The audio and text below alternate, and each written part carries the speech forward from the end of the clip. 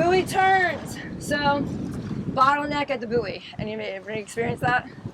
So it's always super crowded at that very first buoy because everybody's racing to get there. The buoy is attached to something underneath. You can get caught up in that rope, right? So it is important to take a wide enough berth that you're not going to get in the mayhem.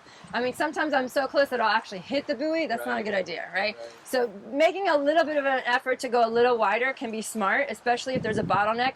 And especially if you've been sighting and you see a whole group of people, it might be worth it to go take a couple of extra strokes and go a little wide to get around them rather than be caught up in that mayhem.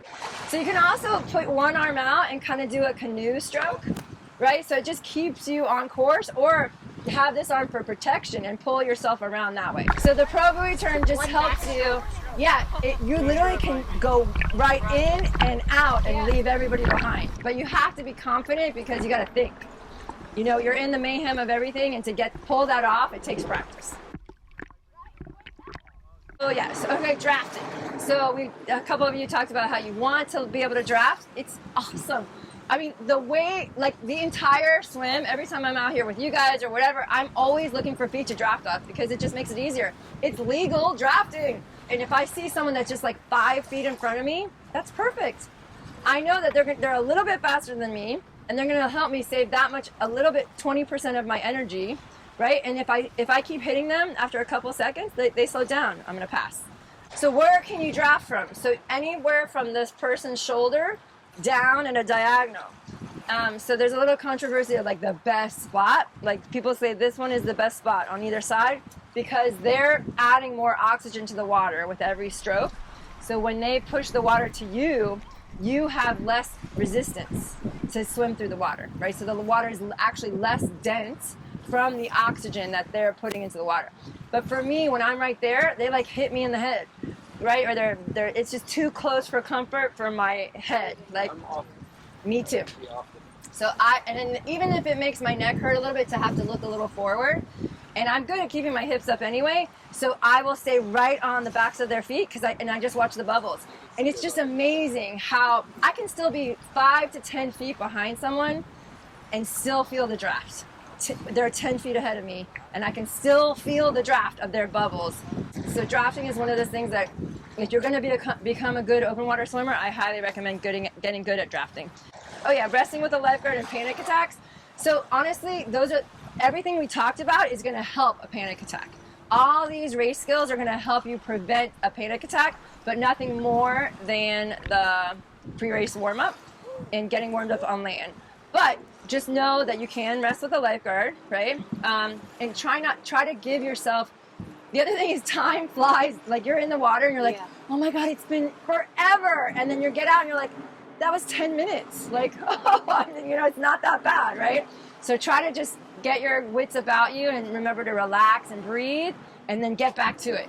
Try not to give in. You know what I mean? Because you trained for this. I wouldn't let you get in the open water, at least with me, without the confidence. Okay, so when you're coming in to finish, it's really important to swim as much as you can. I mean, this weekend I came into the race and I saw people standing up all around me, and there was like 20 more yards. And I just kept swimming. I got out of the water was this deep, right? You want to swim until both hands can touch the sand with your elbows bent like this, right? Take advantage. You are way faster in the water swimming than walking in neck deep water. Okay, so swim until 2 hands touch the sand. Also kick a little harder. If you want to kick a little harder as you're finishing the last 20 yards, because it's totally normal for you to be dizzy when you stand up. And when you kick harder, it actually pumps more blood to your brain. When you go to stand up, you're not going to be as dizzy. Okay, so kick a little harder just to get the body prepared to go from horizontal to vertical. Safety is number one. So we were at the beach the other week, and we were doing open water swim, and there was a huge ball of bait fish. We're talking like about 100 feet, in diameter. And there was 5 sharks in the bait ball. And these swimmers in our group, the Dolphins and Rainbows, swam right through the middle. Like, that's not smart. You have to use your noggin when you're swimming in the ocean. So some rules of thumb. Do not swim at shark 30. You know what shark 30 is? Dusk. Okay, dusk is when they have been sleeping all day and they're ready. They usually are nocturnal and they hunt at night. right? So that's the time when they're up and hungry, right? And that's also a lot of times when the bait fish are coming out too. Not a good time to swim, but 7:30, the sun's going down, not smart, okay? So be aware of that. Try not to make that choice. The other time is when when you see bait fish in the water, don't go swimming there. There are bigger fish chasing the bait fish and then bigger fish chasing those fish. So these are just smart, common sense things in the open water that we need to be careful.